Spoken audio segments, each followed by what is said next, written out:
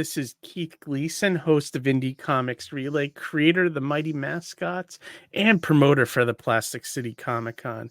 And I'm here with another comic book review.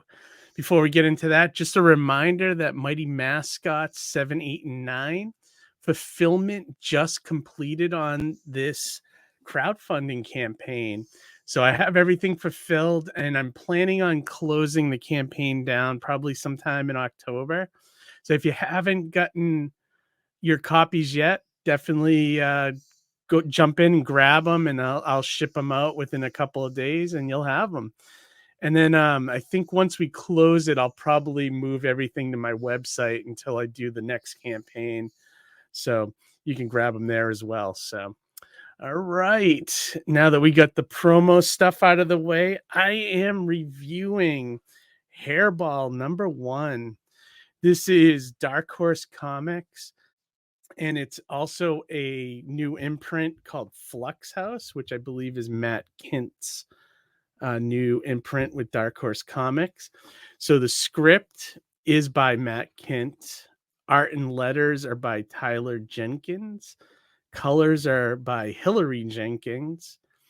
And cover artists for the cover art. A cover is Tyler Jenkins, and then there's a B cover, which is Martin Simmons, which I believe is the artist on Department of Truth with James Tynion. So yeah, this is a new horror comic. I'm gonna read you the synopsis from the Dark Horse website. It goes a little bit like this: a brand new supernatural nightmare that's Junji Ito meets Hayao Miyazaki, from the Eisner-nominated creators of Fear Case and Apache Delivery Service.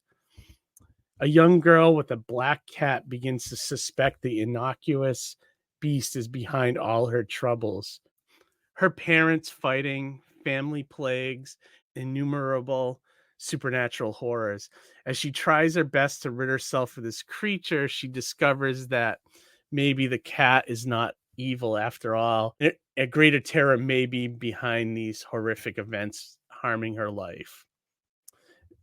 So I didn't want to get too much into the issue, but I wanted to give you like the synopsis of the story. It's about a family drama, like an abusive family. And there's also a cat that they picked up. It seemed to be a stray that was brought into their home when the girl was born. And there's like all kinds of weirdness around the cat. And if you look at the cover, I mean, right away you could tell that something's off there, In the description, they had mentioned that it was Junji Ito meets Hayao Miyazaki. Now, I've never read anything by Junji Ito, but I have seen a lot of the artwork for his horror comics.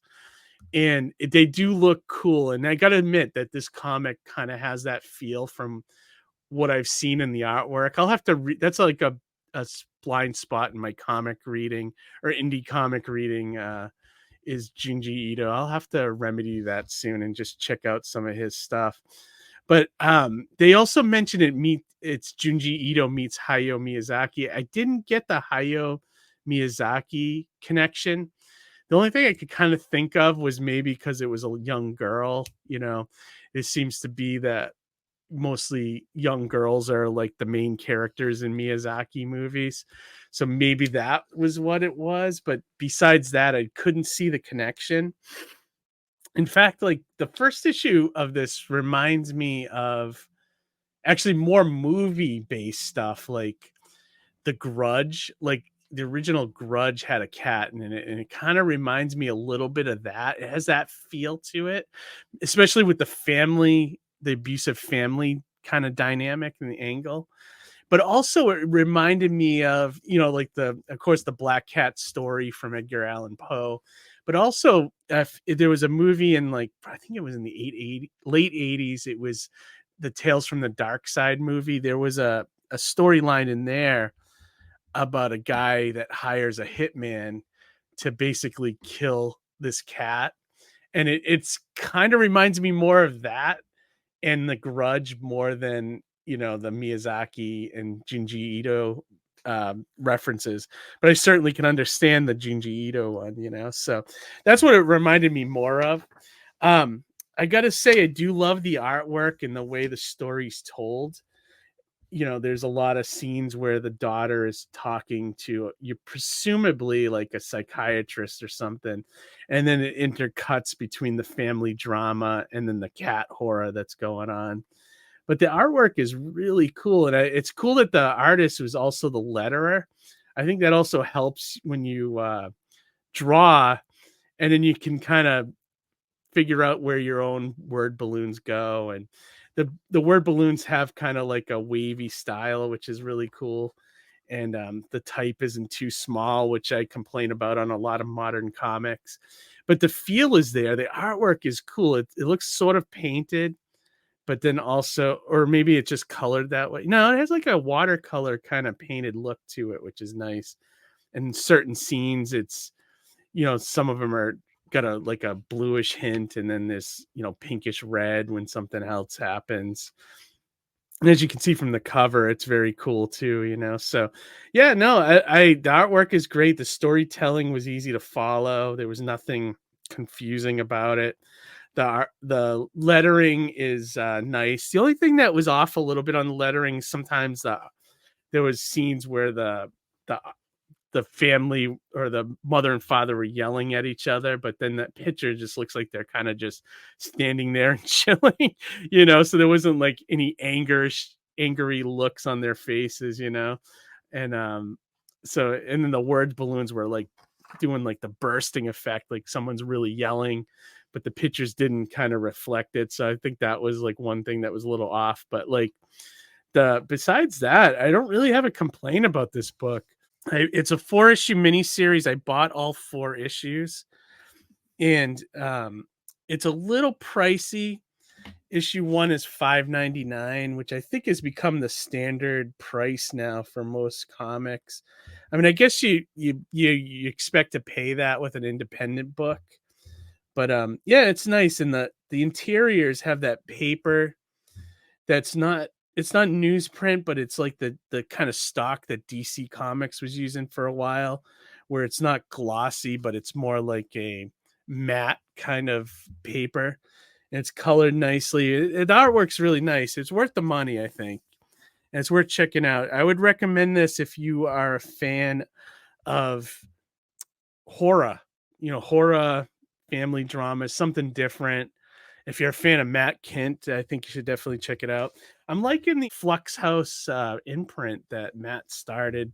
I've only read one other series from there called Spy Superb, and I like that as well, which I never got to review, but I did like that book as well. It was very Wes Anderson.